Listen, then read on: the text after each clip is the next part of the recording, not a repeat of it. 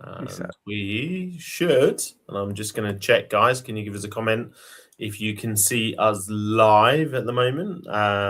Give us a shout out in the comments so we get your confirmation.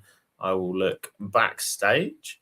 And I want to say, because I use Restream, and I was yeah. streaming yesterday. Twitter has a problem going on, X, whatever you want to call it. So you have to actually go into your live stream, and then at the bottom, there's like a little download or share button, and then you click post this. Otherwise, it won't post. Let's have a look. So just talking backstage at the moment. We're building live. So what should I call you? Should I call you Wolf, Mr. Wolf? Just Wolf is fine. Very good. Well, I've got confirmation that we're live, so it is streaming. So I've got confirmation backstage, and yeah, no, also front stage. So in the comments, people are saying that they can see us live. So yeah, so look, great to be here on this brilliant day where Funded is coming to What Exchange. Be great to kick off and maybe get an introduction to you, and then we can sort of get into Funded and Foxify in a bit. But yeah, I think there'll be a lot of people from our community be like, who's this dashing chap? What's he all about? What's his background?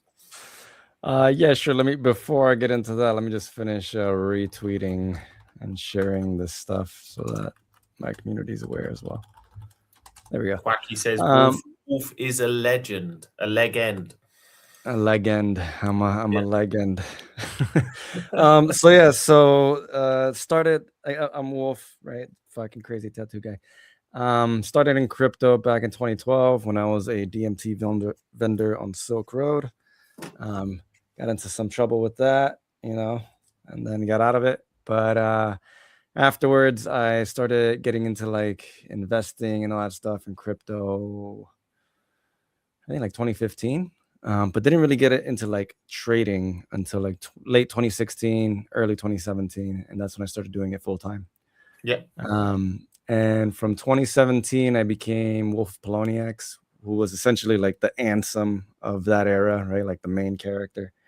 And then in 2018, my account got banned, and I rebranded as I'm Not the Wolf. Made another account. Never fully recovered the following, but I guess people can still remember me as a legend, right? Yeah, interesting history. So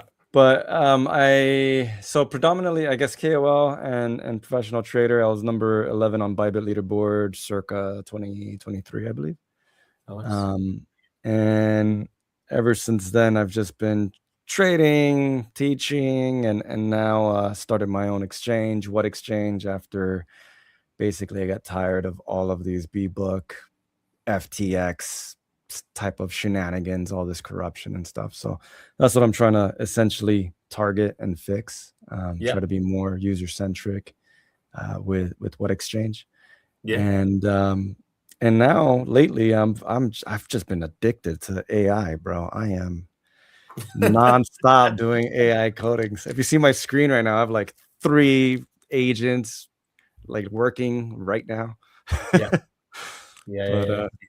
If you don't use it, it's going to take over you, right? It's interesting because we're using AI in development and looking at sort of how we can train agents so that we can scale quicker, do more integrations quickly, and you quickly recognize that if you don't use the technology to find your optimal pace of delivery, then someone will come and just do what you're doing quicker and better with it if you don't. So you've kind of got a choice. You either use it or some. If you've got a shit idea, nobody cares anyway, right? And nobody's going to come and copy that. But if you're doing something that works, and somebody and you're not using AI, then somebody's going to come along and they're going to do it quicker, faster, sharper, cheaper than you're doing it, right? So you kind of don't have a choice, right? You have to find a way to use it. Are you using it for trading at the moment?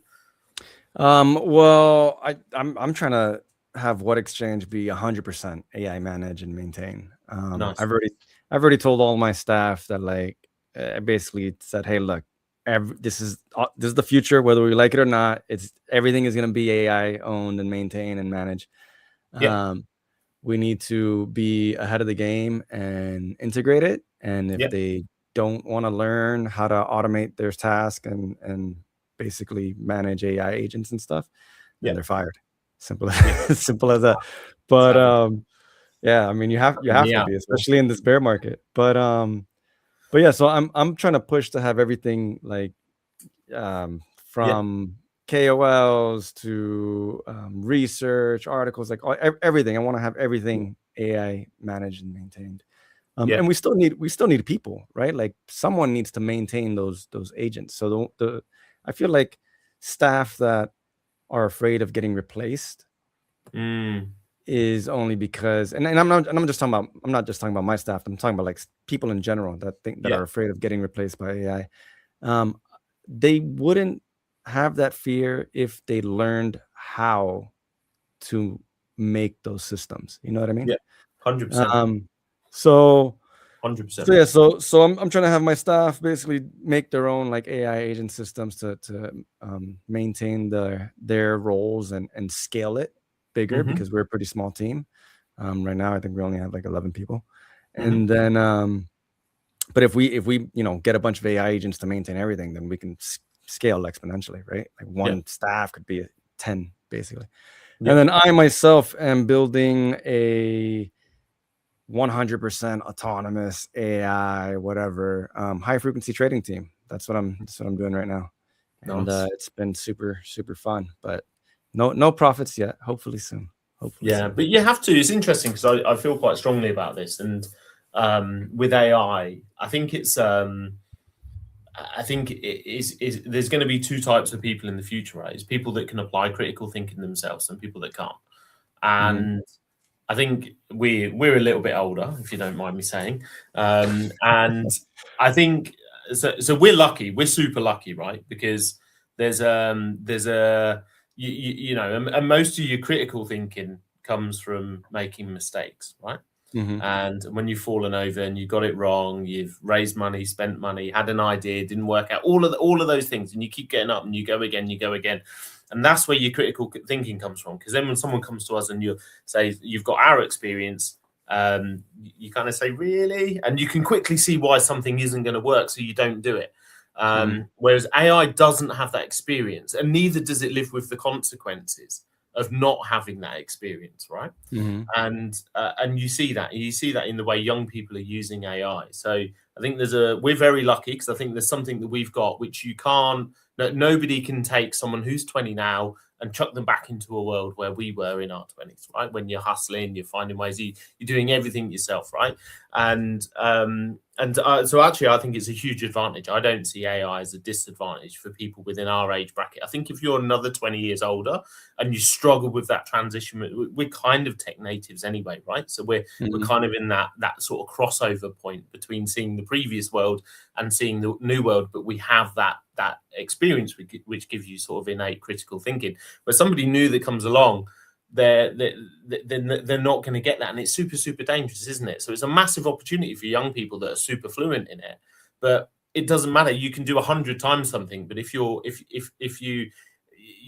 know, most things will fail, right? Most things that you Hmm. try will fail, and if you don't have the critical thinking to maybe at least reduce your 1 in 1,000 down to a 1 in 100 chance of success, then you might live your whole life and never taste any success whatsoever. And I think that's sort of the risk. I know it's going on a bit of a tangent.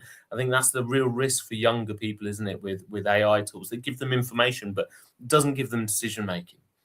Well, I feel like I 100% agree, but I feel like some people are just, I mean, they see it, right, and they adapt to it very quickly. Mm. Like it's kind of a, like I haven't had this sort of addiction, I guess, into something never really pulled me. I haven't had this much fun working since like I first started getting into like day trading or in like Yeah, 2017, right? Like yeah, really heavy into it. And some of my staff like see it immediately. They're picking it up. I mean, they have no technical background. I actually come from a technical background.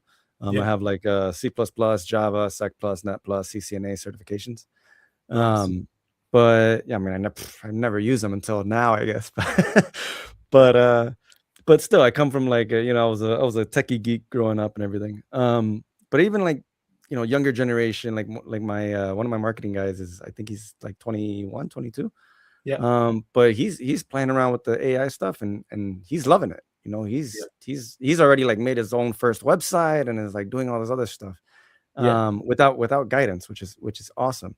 Yeah. But I feel like this transition from I don't know how, what would be the best way to say it, manual legacy technology to like AI modern Yeah. technology, it can be something like when accountants transitioned from regular, the metal Yeah. bookkeeping folders and files that we all see when we were younger, to Excel spreadsheets, Yeah. right? Uh, and it doesn't matter if you have an entire. Elon Musk said this. He said like, you can have an entire building filled with PhD accountants or whatever, with pen Yeah. and paper, and they will be outperformed by one computer with an Excel spreadsheet. Yeah. Right. So it's going to be the exact same thing with AI. So one of the things that I want to focus on, like getting back into the whole like subject of like the exchange and Yeah. crypto in general, like one of the things that I want to focus on is actually trying to transition from just this regular like perpdex product exchange over to target these upcoming new agent users. Like if you Yeah. guys saw the whole Claudebot debacle 100%. that's everywhere, I think that like all of the like everyone's already burnt and tired and know that they're shit at trading, right? Yeah. So I think that the new wave of users is going to be Is these it the automated definition of agents. insanity is doing the same thing over and over again, expecting a different result? Yeah. Yeah, we're all crazy. We're all fucking addicted to it. It's definitely a thing. That dopamine So rush when you how do finally you, get because into this it. is really like we have actually, if you look at our leaderboard at the moment, you'll see Mhm. there's lots of accounts with the same wallet. And the reason for that is because we're trialing automation strategies at the moment. Mm. So users have deposited into the funded account. We'll get into funded in the exchange and all of that stuff in a bit, but users have deposited and selected a bot to take over, and now a trading bot is trading that autonomously, right? And we've got, Mhm. there's about, I think I woke up this morning and think we've got like 50 challenges on the leaderboard now, and about 20 of them are being run by bots. So I'm Nice. curious because we're having this conversation live, right? Because we've been talking for months sort of on and off, and we're here today, and we'll be live on What Exchange later today. But I'm curious, like putting you on the spot, how what's your vision? How do you see AI, the exchange, and because the user is still an important part, right? It doesn't matter how much AI you have, there still needs to be some demand that's created, or you still need to Mhm. be, providing. There's many people out there that want to speculate, but maybe don't have the skill, and AI opens up that market, which is much bigger than the amount of people that either have the time or the skills to actually trade. But I'm curious how. That's why we're bringing in automation on challenges, because we think for every person that's capable of passing a challenge, there's far more that would like to pass that don't have the skill, and there's way more that would like to pass that don't have the skill and definitely don't have the time to sit there watching charts all day. And you definitely have to put the time into trading. So we see it, but what's your vision? How do you see the user, AI, and the exchange coming together?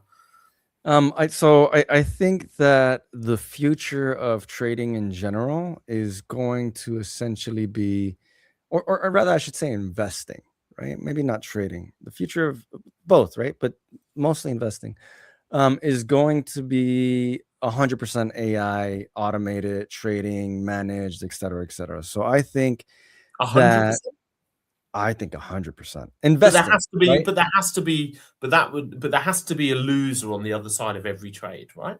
Correct. And AI agents and high frequency traders and like all of these strategies, they lose just as much as they win, right? You want to pick the ones that win more often, right? But there's always going to be like, even if you're even if you're doing delta neutral strategies like arbitrage, Yeah. right?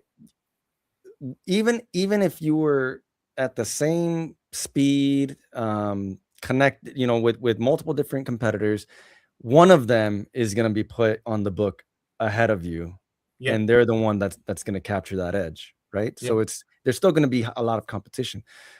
So if you look at Orderly's what do you call it, Vault, right? Mm-hmm. They have a strategy on there called Smog or something by like Vovek or something like that. Yep. And if you look at the actual trades, it's essentially doing cross exchange arbitrage with a lead lag strategy involved as well, from Binance to Orderly. Mm-hmm. And that's essentially like a delta neutral sort of strategy, right? Yep. But you can see that many times they lose and then they start winning, and then they start losing. So there's like, it's not like there's never going to be a strategy that's just like win all the way up. It doesn't lose at all. It's impossible. Yep. So I think that the future, so no matter, so I think people need to understand this. Even if you're a high frequency trader, even if you're automated trading, you're still going to have like drawdowns and stuff like that. Yep. I think what the future is going to be is all of these bots that are fighting with one another, and the winner that stays in the game longer is going to be the ones that create these automated machine learning agents that can see that they're losing the edge on one strategy and then automatically reanalyze, like, okay, maybe you need to switch some parameters, turn it off, try another strategy, something like that.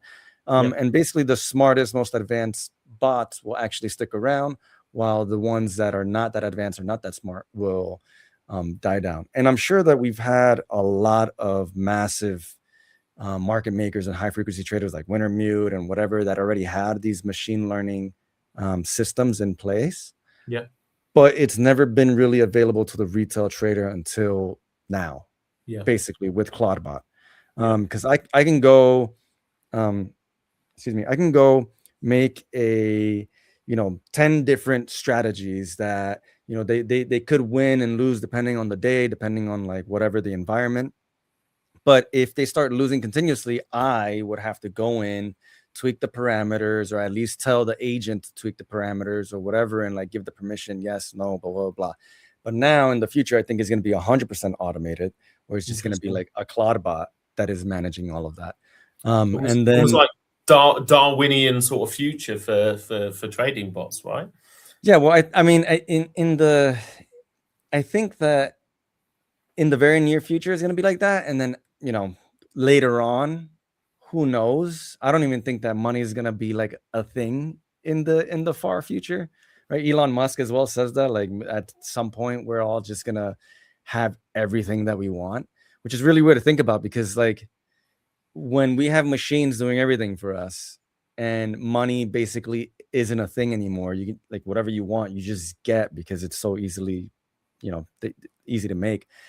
Like, what happens to humans and our desires? Like, if everyone wanted a Lamborghini, like, Lamborghini's not special anymore because everyone has one. It's super dangerous. How do you see, because I saw that and I saw Elon Musk post about that. Where that theory breaks down is when you start to talk about limited resource. So like land, for instance. So now, of course, there's an abundance of land actually across the globe, right? Most of the globe actually isn't inhabited. But if we look at valuable land, i.e., where other humans are living, it is limited. It is limited, and to have an exchange of goods or property in this sense, you need some form of liquidity that has a value attached to it, right? And that's the money wasn't created with wealth in mind. Money was created so that I could sell you my turnips and hold on to that value for 3 weeks until I get to the next market and buy a cow, right? That's ultimately, otherwise I would have moldy turnips, or the cow would be dead by the time I got there. It'd just be an absolute nightmare. And that's so even I think in the current construct of sort of financial systems, I understand, like, if you can generate an abundance, but at the end of the day, a Lamborghini is still going to be made from materials which are limited in their supply, right? Yes, except, hold on, let me close this. I feel like there's 118 people here. Like, I thought this was about trading. I mean, hey, it's about the future, man. No, but it's an interesting subject, right? I feel like everyone's talking about AI now, but we can get into trading in a bit. But I do want to say, like, there's it's a bit of a mind fuck when you think about a different system, because you can't even grasp that. But there was a book, I can't remember what it's called. My buddy was telling me about it, but he said, like, in this book that basically goes into all of this, like some sci-fi book. He says that, like, eventually, like, people progress or people evolve over time, and it gets to a point where each human, each person, like, has their own planet and just lives on their own planet with, like, everything that essentially like a god, right? So yes, we have limited resources on Earth, but what about when we start mining asteroids? What about when we're living on the moon and on Mars and on Jupiter and stuff like that, right? Like that, then it becomes essentially infinite. What about when machines and AI learn how to travel faster than the speed of light, or how to just get out into space and build rockets and build stuff out in space? Yeah. Like, Yeah. civilization grew exponentially and, like, super fast, super crazy, when we started making home computers, right? With modern technology that we have right now. I mean, it's in the Yeah. past 20 years, the entire world as we know it has completely evolved. Yeah. So how much faster will it change when there's AI and robots everywhere, to where, like, we all have a phone, a whole ass computer in our pocket? What about when we all have a robot at home? You know Yeah. what I mean? Yeah.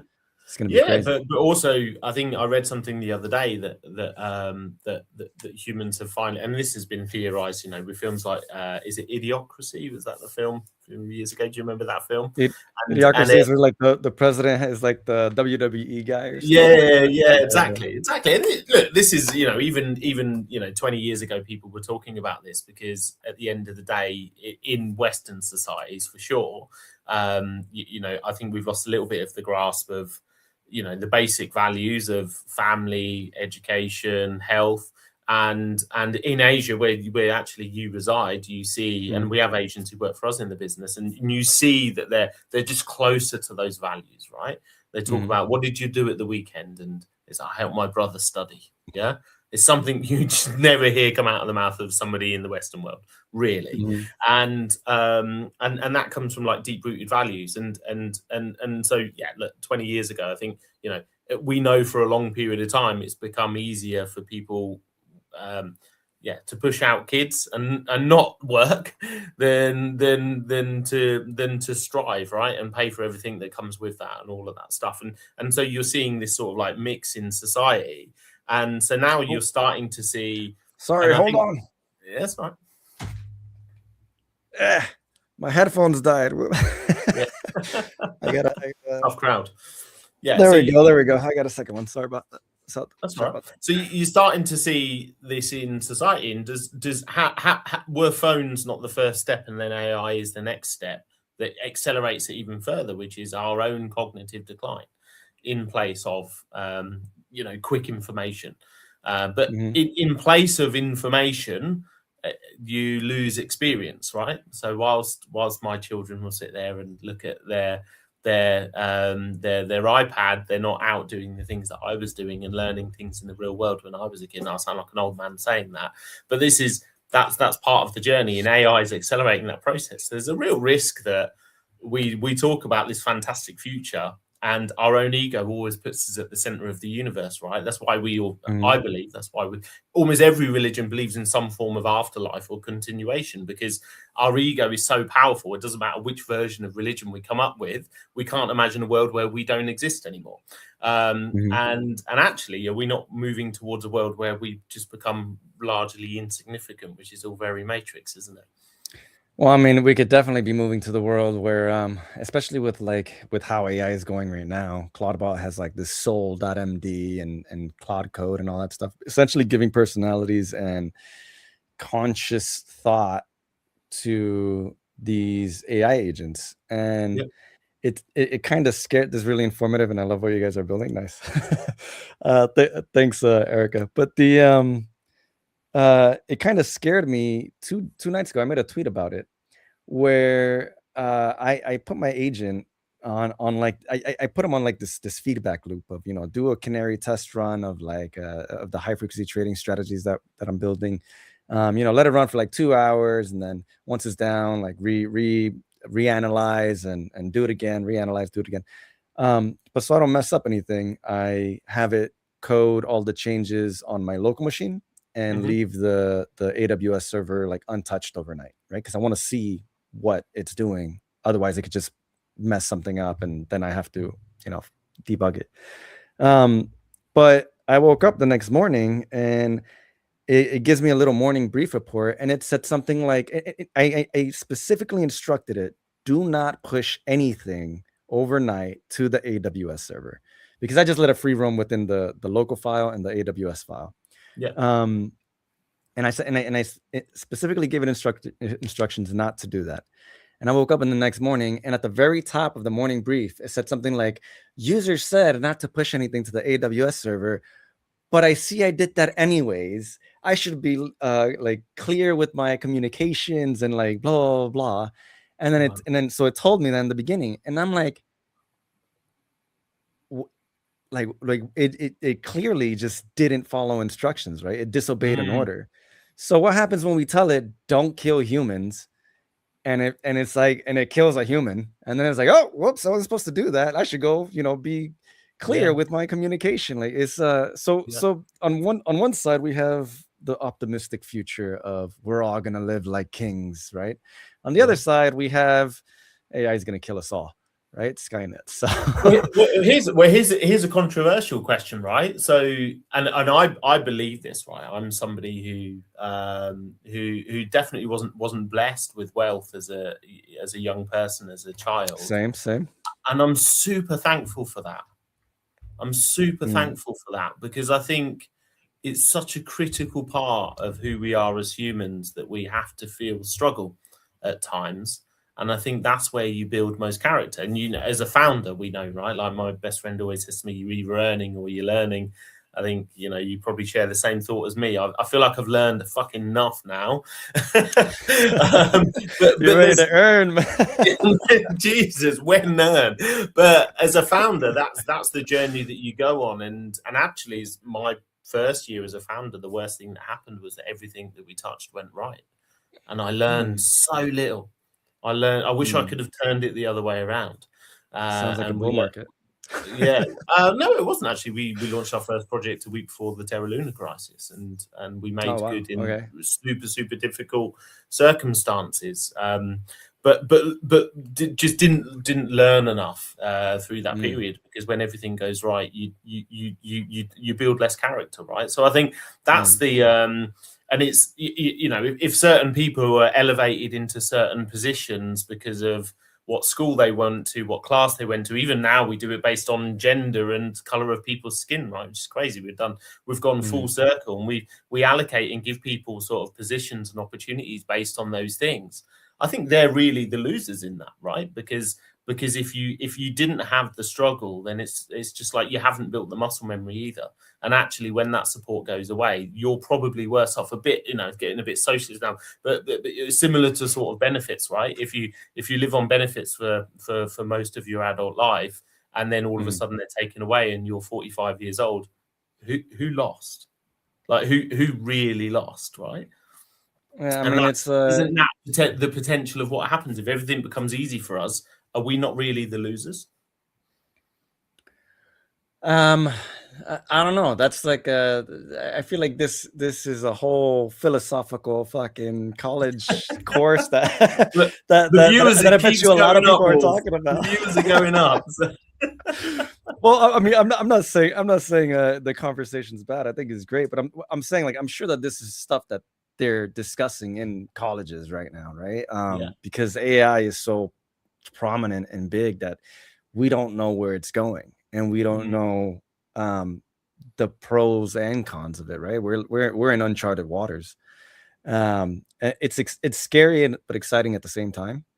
And I guess in our industry, right, like we can only try to predict how the future will look like for our industry, which is why I say, like, you know, I think in the near future it's going to be basically all of the traders and the fund managers, essentially fund managers, right? they're all going to be automated, just like everything else is going to be automated in the near future. But then in the far future, like what happens?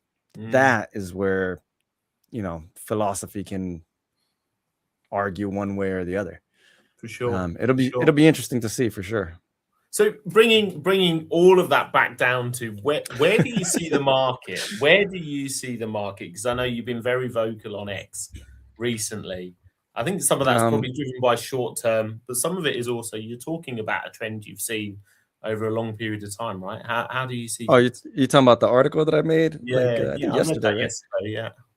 Yeah, the emo article. I was going to say no crying in the casino, but I thought that's a really well written article.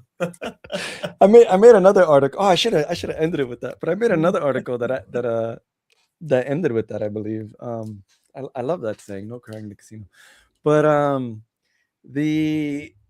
it's interesting to see the health of the crypto market right now. I mean, this is the most matured that crypto has ever been, right? Every year, it just keeps getting more and more matured. So with the maturing market, you start to run out of people to hand the torch off to, right? That'll buy your bags, essentially. Like, back when I was first and got into crypto, right, with like Silk Road and all that fun jazz.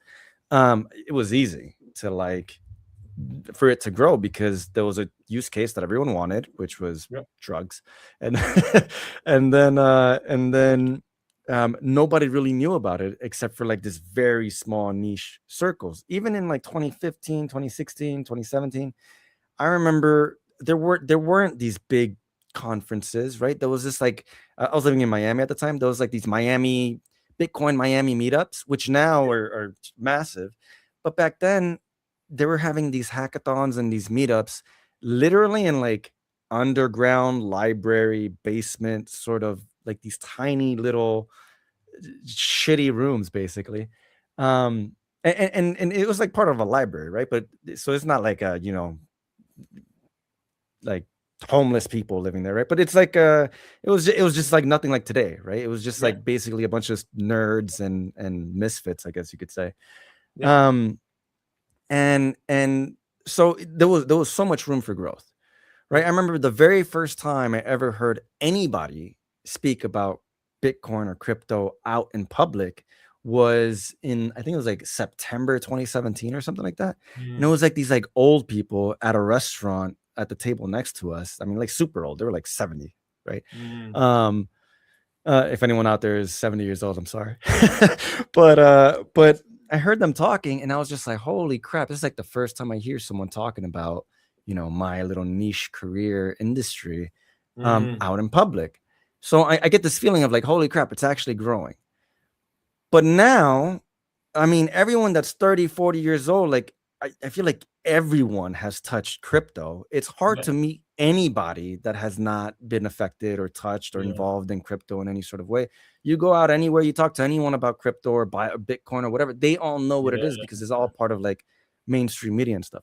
So if everyone already knows what it is and everyone essentially hates it because they got burned by NFTs. I was going to say, what percentage of those people have a negative? And I often talk about this. I have multiple friends who, before being a founder, I was lucky enough to have a decent job, and and I have a number of friends who could put 5 figures into things just to speculate, and most of them, but most of them, we Doge and SafeMoon and a few of those classic ones back in the day that we roped each other into, and but most of them just wouldn't go near it. And actually, the difference now, in fact, having worked in the industry, the reality is that I wouldn't go and recommend anything actually. Whereas go back only, and I think in the essence of your article is that belief has been taken, hasn't it? Yeah, exactly. So basically, like what I was trying to get at with my little rambling, sorry, I have ADHD, but is basically that like we've run out of fresh blood to hand the torch off, to come in and like buy our bags. Because even if people didn't get into crypto, they at least know somebody that got burned, Yeah. right? So they at least have the exposure. And the problem with that is that now we have no more new buyers to come into the industry, except for everyone's been rugged once, Only except once. for only, yeah, Rookies.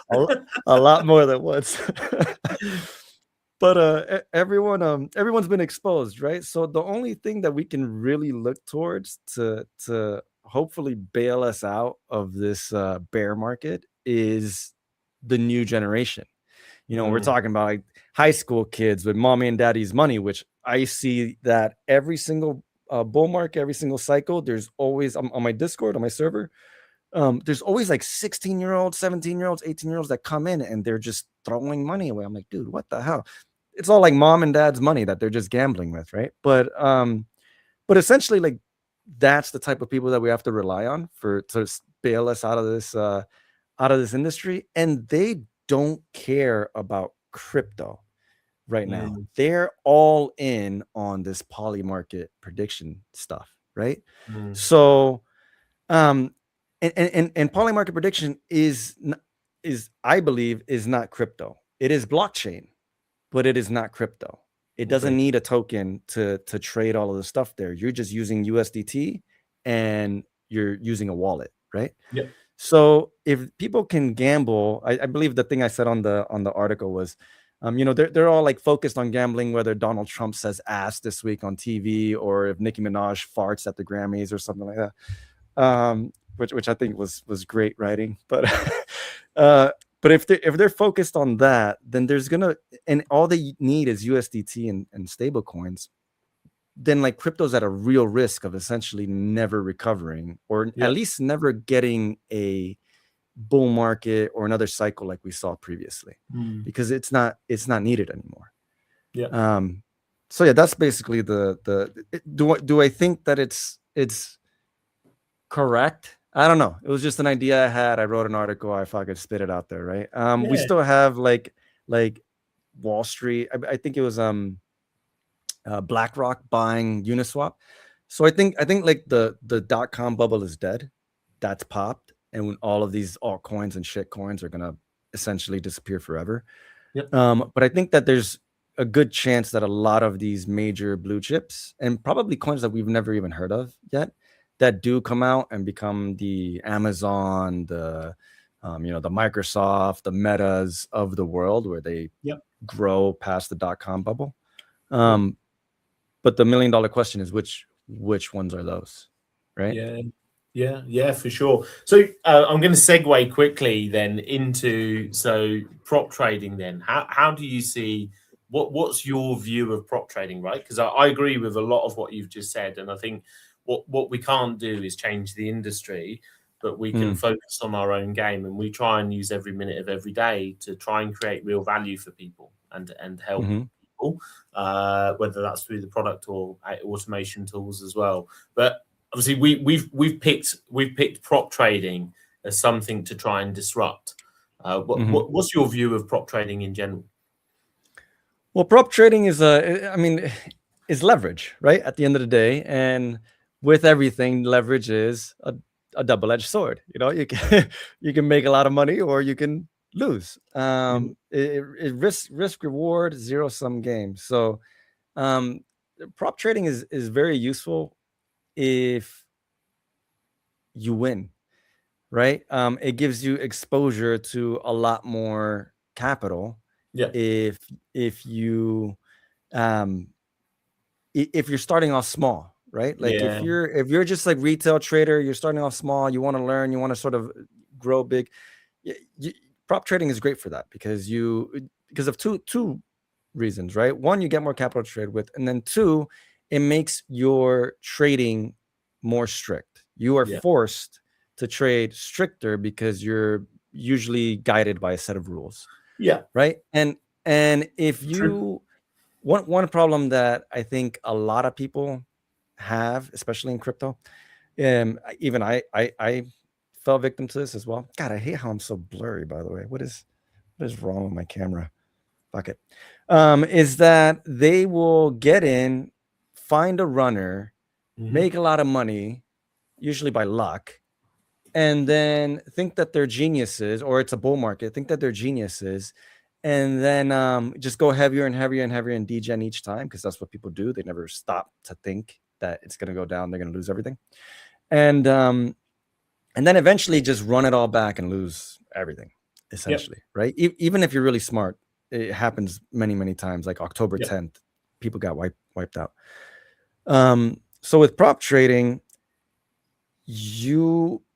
because you get liquidated essentially easier, it's easier for you to build these sort of set rules that allows you to actually incorporate those set rules even after you get out of prop trading. You know what I mean? Because it basically very good at creating healthy habits, I should say, for a trader. Yeah, it's a really good point. Yeah, because if people are trading altcoins and they hold it and it goes up at 10,000x or whatever, or even it goes down 50% and then skyrockets from there, like nobody should ever hold a negative 50% loss, right? Because you're gonna need exponentially more gains in the future in order to make that back. With prop trading, you get, essentially liquidating at a 16% drawdown or something, then you base your behaviors on that sort of drawdown. You try to limit your drawdowns to like 10% or whatever it is, right? Yeah, I would, just to add to your comment, re-leverage. So I think what so the way leverage works is that your risk and your reward is tracked completely. Yeah. So your reward is exponentially higher. Your risk is equal to the same amount higher, right? If you 100x your if you actually it's not quite like that, but it'd be getting too complex. But if you 10x your position size using leverage, then you have 10 times the risk as well, right? 10 times reward, 10 times the risk. It's linear. However, with prop trading and established prop firms, what they do is a trick. It's a sleight of hand trick, isn't it? What they're marketing to you is something that shows a break from the reward and the risk. Yeah. So they're marketing that they're offering you. Sorry, this is a linear curve, and this is a curve that's breaking from that. And so by me saying to you, do you know what, Wolf? I'll give you $200,000. Pay me $1,000. I'll give you $200,000, and you can lose. I don't know. You can lose 6% of that. So you quick maths. You're like, okay, well, I can lose $12,000. So my downside risk actually to me is 1,000, but I have $12,000 of headroom. So you do the calculation, but I have all of the upside potential, right? So it's fantastic. So I've got 200 times the upside potential because I put in 1,000, I've got 200. But actually my downside risk stays the same. So actually I'm moving away from this connection between risk and reward, which is exactly what leverage is. That's what they sell. But what they do is then they say, well, 6% drawdown. But if it's in one day, it's 3% drawdown. So all of a sudden, oh, hang on a second, right? The curve's coming back now, and then they say, whoa. Actually, if you hold a Bitcoin trade overnight, despite it being a 24-hour market, then we need to charge you an overnight fee. So what they're doing is they're selling you this demarcation from leverage, this curve, and then actually they're smashing it back by using all of these little tricks. And ultimately, what these tricks do is they leave you in a situation where your probability of cashing out suddenly goes back to the curve, if not probably even worse than just using leverage in the first place. And my favorite one, which I do have a bee in my bonnet about, is the trailing drawdown. Right, so you could hit. You just talked about like the trade of your life, but then it just pulls back a little bit, and they, I can't remember the term. It's I can't remember, a rising floor system or something like that. But long story short, you could be up 50% and then pull back a couple of percent, and they'll calculate your drawdown from the high. Oh, that's it, the high watermark. So your true drawdown isn't where you started; it's where you ended up, and then they get you. Right, which is just completely nonsensical. So they sell you this story that you're getting access to a ton of extra capital, which is completely impractical. But it's a whole different session to talk about that. And then in reality, what you get is all of these little tricks which leave you ending up in a position where it seemed like your life was going to change. You could punch your boss in the face. You're on your laptop with your sexy girlfriend doing squats in front of you, like all of the memes. But in truth, that's not how their system's designed. And actually, our funded system isn't leverage either, because at the first stage, we do take some operational risk. And then at the second stage, we actually start, now you've proven that you can get through one level, then we're starting to take some liquidity risk on you. Actually, you can actually lose more liquidity than you deposited. So it's not exactly the same as leverage. So it's a much fairer system. I thought I'd just sort of describe how the traditional sort of, or established, let's say, because they're fairly new, prop trading industry works. I mean, prop trading, I should probably add that it's not just leverage for the user, but it's leverage for you guys too. Right. So it's like I said, it's a double-edged sword for all parties involved. And I think that's what a lot of people don't really grasp. I mean, I think a lot do, but a lot of people that do complain about prop trading usually don't really take into account like all of the risks taken from the prop liquidity providers. Yeah.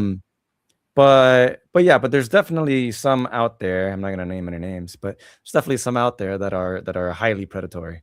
For sure. And those unfortunately seemed to have creeped their way, and they're very popular in Forex, and they've creeped their way over to the crypto industry over the last few years. I think you made a great point around introducing discipline. So I love trading funded challenges. I'm not a trader, and I don't aspire to be, actually. I enjoy doing it, but I don't aspire to. It doesn't, I enjoy it as a side thing, but I wouldn't want it to be what I do with my life. And but I find that when I find that when I do a funded challenge, though, what it gives me is this structure.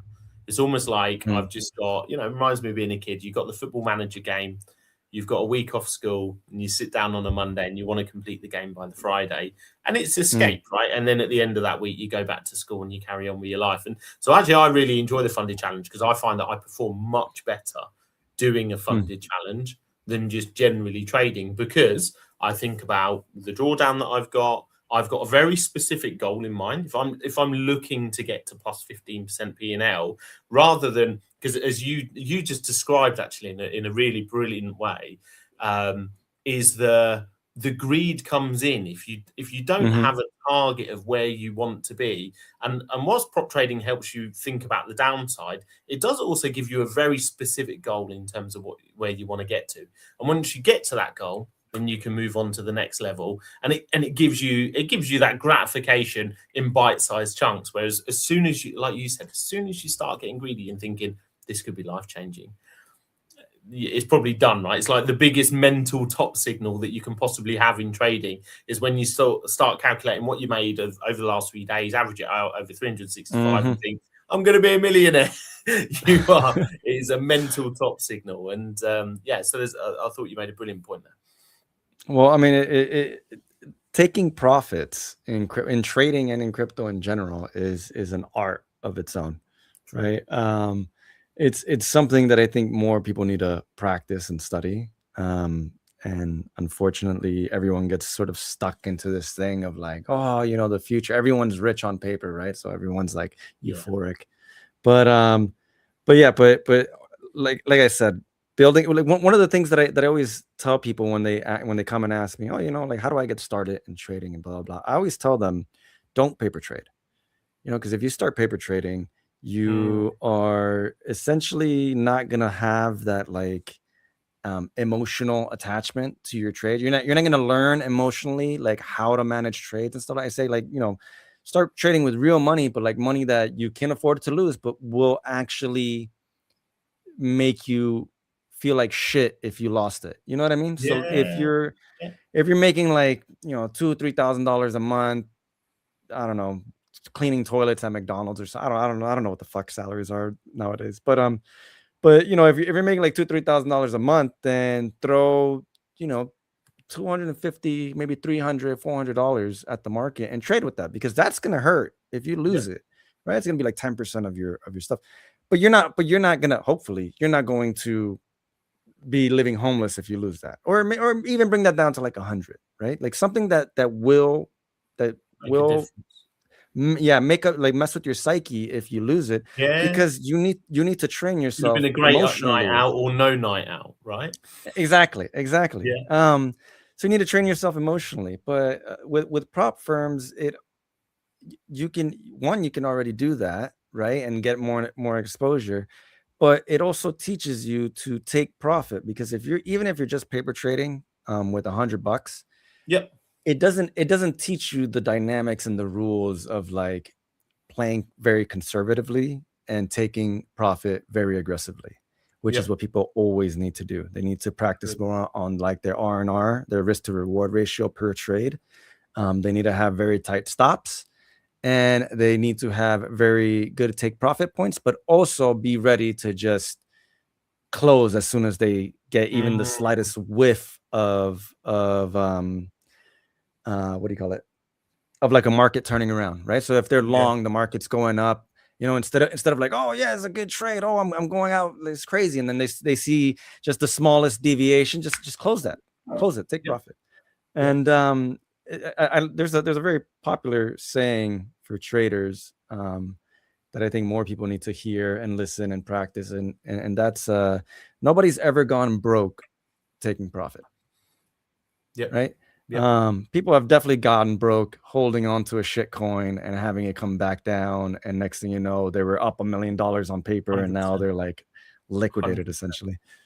So I see a future. So there's from this conversation today, I see a future of Wolf's AI agents that you can come and choose to run your funded challenges for you.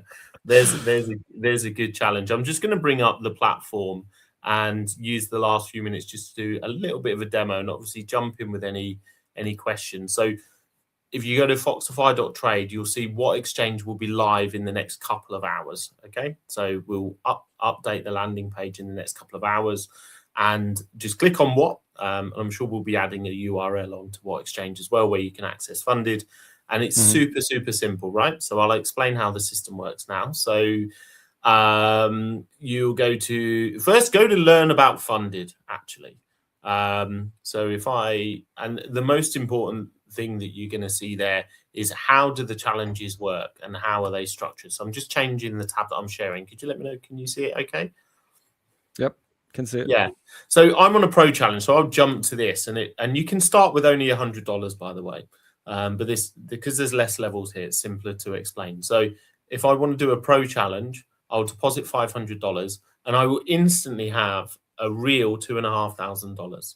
So 500 from me, $2,000 from the smart contract. But it's real. It's not like, these prop firms where you don't know if they've got any money, you don't know if you're going to get paid out. It's absolutely real. It's in your wallet and you're trading on what exchange.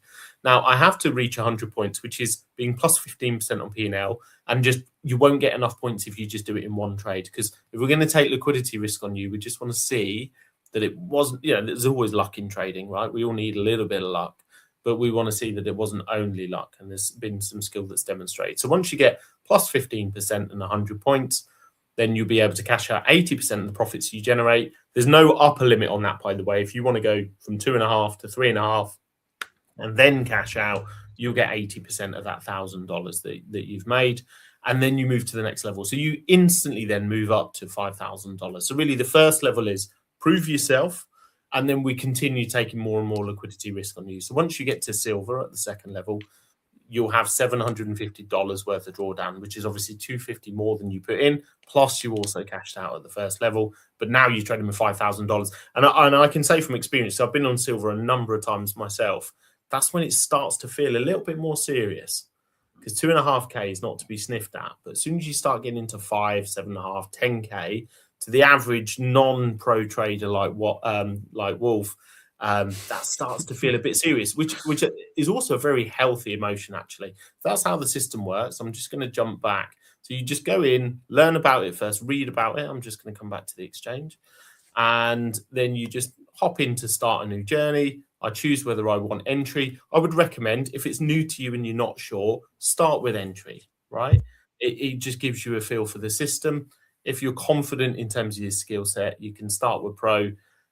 and then you're off. You literally just by the way, you can also then edit your journey name. So you'll see here, I've edited my journey name. So you'll see if I get this, if this is a real challenge, by the way. So if I get this in profit later, you'll be able to go to our leaderboard and you'll be able to see that I'm going after the golden ticket promo. So at the moment, as part of our integration with What Exchange, there's $1,000 bonus for reaching gold. That doesn't mean cashing out of gold, by the way. You only have to reach gold. So deposit 500, pass 2 levels, you get all of your cash outs, plus you will also get $1,000 bonus on top. So huge edge for running challenges on the What Exchange platform at the moment, and it gives you that access to much more capital. You don't. There's no approval system, by the way. So when you get to the cash out process, if you can still see my screen, let's go here. We go to our journey dashboard. Super simple. You'll just have a cash out button appear once you've reached your target. And you click that button and a smart contract pays you. There's no human interaction involved whatsoever. And you know, the cash is sat there waiting for you. So you don't have any of this, you know, dodgy processes that prop trading firms have where they're asking you to fill out an application or a KYC or anything like that. You do the number, you make profit, you cash out, you move on. It's super simple. Sounds good. Looks the sexy UI, by the way, if I might add. It is. Do you know, some platforms we integrate with, and it really works, and some color schemes it doesn't. Yours, it really works. Actually, it looks super sharp. So that's going to be pushed live in the next couple of hours. Just, I know Quacky's here. Quacky's one of our most active affiliates actually on Foxify. Quacky, you'll be happy to know as well that the Foxify affiliate system is live on the What integration. So Quacky's a very active affiliate. I know he'll be super happy to hear about the golden ticket $1,000 promotion, and he'll now be, I'm sure, going and pushing that with haste out to his network as well. So if you want to be an affiliate, you can just go to the affiliate section and put in an application. And if you've got an active community like Mr. Wolf, then you can become an affiliate. But you can. What's quite special about this is that you can use the Foxify affiliate system on What Exchange as well. Awesome. Cool. Any questions? Any questions? I want to put you on the spot. Anything that's standing out for you that you kind of want to pick apart before we close up today? And any questions from everybody that's watching as well? Yeah, from you. Okay. From me, any questions? 220 people here now. The pressure is on. Oh wow. Fuck, I hate pressure. I should have prepared some questions. Shit. Give me here we go then. Let me ask you a question. Give me a timeline. So I'm sat here and I'm like, this looks great, but I can't. I don't want to sit there looking at charts all day. But I love the fact that Wolf is talking about giving me an AI agent that can trade for me. What's your goal time frame for having an AI agent be able to run a funded challenge on my behalf? Well, actually, here's a question. Do you guys allow multiple, like an account that trades on multiple exchanges? Do you have an account that trades on multiple? So you can have multiple accounts actually running from the same wallet. But would they tie onto? So the reason why I'm asking is because with your question, right, of like the AI agent stuff, like all of the strategies that I'm doing are delta neutral, pretty much, right? Maybe I'll do directional in the future, but for right now, I mean, delta neutral is enough challenge as it is. But so like I think that it would be really cool if you had like what funded. Or if you had a funded account that was tied to What and Foxify and allowed like AI arbitrage between the both, you know what I'm saying? Yeah. Something like that. Yeah, absolutely. Well, you can do that. So if you, obviously we're here to talk about What Exchange now.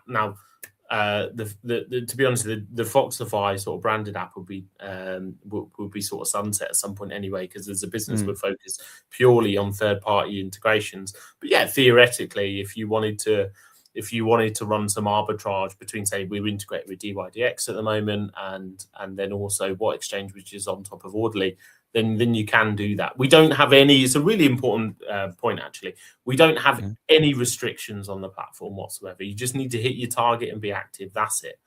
and you can cash out. So you can use trading strategies, you can hedge, you can run multiple accounts. Some people we do see sometimes running accounts going different directions on different accounts. And quite frankly, you know, if we want people to win, so if you have an edge that you can use on the platform, be our guest.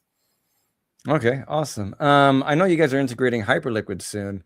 Are Yes. we also going to get that? Because we're also on Hyperliquid, by the way. Absolutely. Well, it's super easy integration with you guys.